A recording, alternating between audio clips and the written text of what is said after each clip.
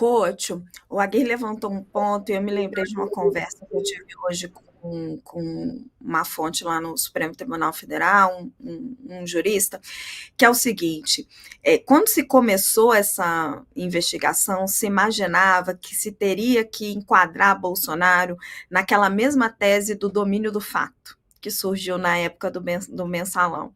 Acho que, nossa, como será possível que Bolsonaro não sabia, já que ele seria o principal beneficiado pela tentativa de golpe? Mas não é isso que acabou acontecendo, né? Tem provas abundantes que o ligam efetivamente às cenas que foram acontecendo, aos diversos capítulos.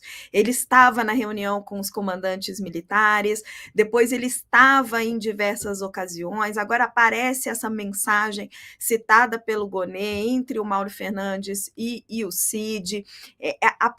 Eles foram deixando rastros que efetivamente chegam ao Bolsonaro. Não é uma simples teoria do domínio do fato. Isso desmente uma coisa da defesa dizendo que está tudo baseado na delação do Mauro Cid. Não é verdade. A delação do Mauro Cid é impressionante, mas é apenas o ponto de partida das investigações. É como a gente no jornalismo fala que é a pauta, né? A partir dessa pauta, a Polícia Federal foi atrás e descobriu uma montanha de provas. O Bolsonaro vai acabar sendo condenado por excesso de provas, não vai ser inocentar por falta de provas, né? Aliás, eu queria aproveitar que você é sempre muito bem informada também, Raquel.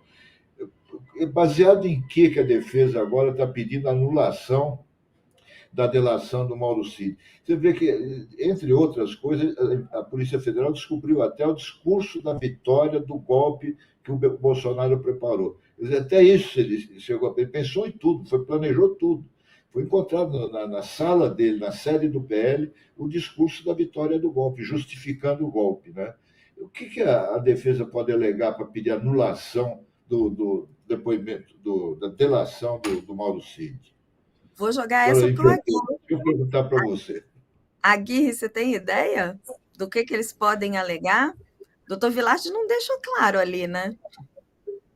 Pelo que os advogados estão falando, que eu venho conversando ao longo dessas investigações, eles vão apontar coisas como... O doutor Vilardi fala sobre a audiência do ministro Alexandre de Moraes, que o ministro Alexandre de Moraes teria ameaçado Mauro Cid de prisão, caso ele não falasse a verdade, nessa última audiência cujos vídeos foram divulgados hoje, que ocorreu justamente depois que a Polícia Federal apontou uma série de omissões na delação premiada de Mauro Cid, e ele correu o risco de perder os benefícios.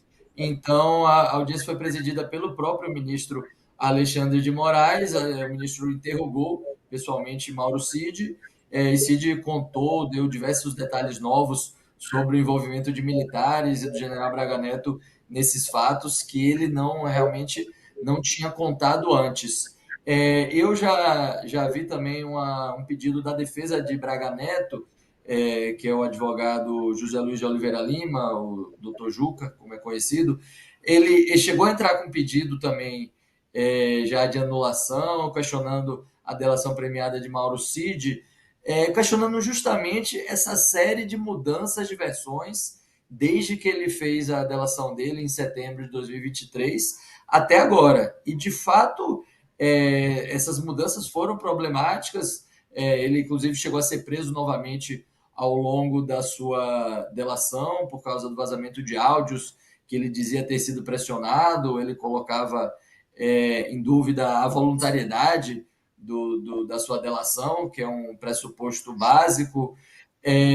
Só que no final, depois dessa audiência, tanto a Procuradoria-Geral da República quanto o ministro Alexandre de Moraes entenderam que as omissões foram sanadas e que Mauro Cid cumpriu com os requisitos, contou a verdade, sanou aquelas lacunas e, por isso, os benefícios estavam mantidos. É claro que é uma das maneiras mais fáceis de contestar esse processo, essa acusação, é atacar a delação de Mauro Cid, justamente porque teve todos esses percalços, e os dois advogados que agora estão à frente, o doutor Vilad e o doutor Juca, fizeram delações durante a Lava Jato, conhecem como funciona o processo de delação, então eles têm fundamentos técnicos para questionar e colocar isso em xeque.